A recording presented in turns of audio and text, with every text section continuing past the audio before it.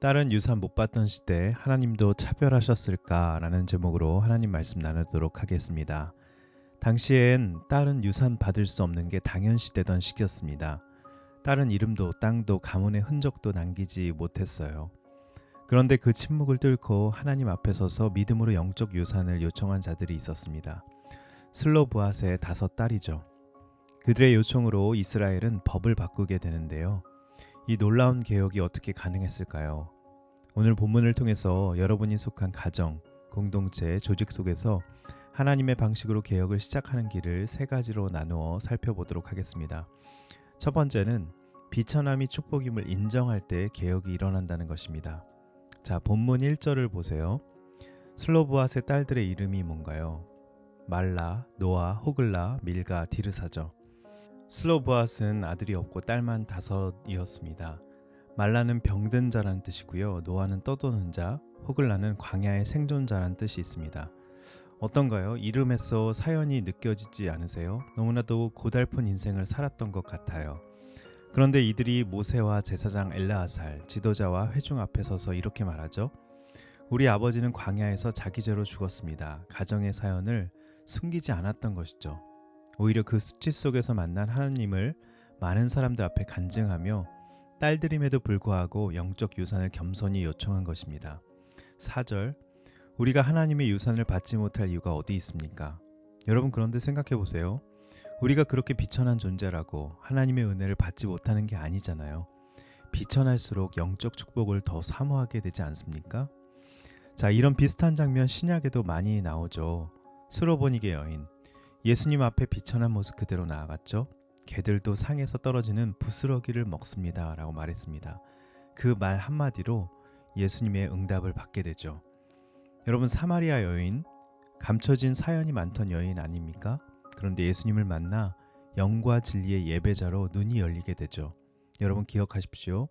여러분의 그 비천함의 자리가, 숨기고 싶은 가정의 사연, 또 수치스러운 과거의 자리가 하나님이 엄청난 영적인 복을 숨겨두신 자리인 것입니다. 자, 첫 번째 적용 질문 드릴게요. 혹시 감추고 싶은 가정의 사연, 인생의 상처가 있으신가요? 여러분, 그 비천함이 축복임을 믿으시나요? 자, 두 번째 보겠습니다. 개혁은 문제를 들고 사람이 아닌 하나님께 나아갈 때 일어납니다. 문제가 생겼을 때 의외로 하나님께 당장 달려가지 않는 사람이 정말 많습니다. 그런데 슬로브앗의 딸들은 그들의 사정을 하나님께 가지고 나아갔죠. 그러자 5절에 모세가 그들의 사정을 여호와 앞으로 가져간 것입니다. 자, 그런데 여기서 중요한 포인트가 있습니다. 그들은 제도가 잘못됐다, 싸우지 않았습니다. 이건 틀렸다, 모세에게 소리치지도 않았습니다. 관계와 질서를 무시하지 않았어요. 그들은 모세와 제사장 엘르아살, 지도자들 그리고 회중 앞에서 자신의 사정을 겸손하게 아뢰는 것입니다. 1980년 의사 베리 마셜이라는 사람이 있었는데요. 굉장히 놀라운 발견을 하게 됩니다. 궤양의 원흉은 바로 박테리아다 라고 말한 것이죠. 헬리코박터균을 발견했지만 아무도 안 믿었어요. 왜냐하면 자격증도 따지 못한 30세 인턴이었기 때문이죠. 당시에는 스트레스가 원인이라고 다들 생각하고 있었거든요. 그래서 어떻게 한지 아세요? 스스로 그 균을 마신 겁니다. 직접 위궤양에 걸려서 고통스러운 과정을 통해 이론을 증명했고, 전 세계 10%의 영향을 미치는 질병의 치료법을 증명해 의학계를 완전히 뒤흔드는 개혁을 이뤄낸 것이죠. 여러분, 슬로브앗의 딸들도 그랬어요. 누굴 비난하지도 않았고 기존 질서를 공격하지도 않았습니다. 단지 아무도 기존 질서에 의문을 품지 않을 때 자신의 비천함, 약함, 낮아진 상황 속에서 발견한 영적 진리에 따라 자신의 분기, 즉 하나님의 은혜를 모세에게 요청한 것이죠. 자, 두 번째 적용 질문 드리겠습니다. 여러분의 비천한 상황 속에서 발견한 영적 진리, 문제의식은 무엇인가요? 그 문제의식으로 누군가를 탓하고 있나요? 아니면 겸손하게 관계와 질서에 순종하며 지도자와 하나님께 요청하고 있나요? 자, 마지막 3번째 보겠습니다. 개혁은 영적 본질을 붙들 때 일어난다는 것이죠. 자, 7절 11절을 보시면 유산이라는 단어가 5번이나 계속해서 반복되고 있습니다. 이건 단순한 땅의 문제가 아니죠. 부동산 상속을 말하는 게 아닙니다. 영적 본질에 관한 것이었어요. 결국 슬로브앗의 딸들은 하나님의 놀라운 응답을 받게 되죠. 7절, 그 딸들의 말이 옳다. 너는 반드시 유산을 그들에게 주어라. 그리고 그들의 요청대로 이스라엘의 법이 바뀌게 되죠. 계대 혼인법으로 이것이 자리 잡게 됩니다.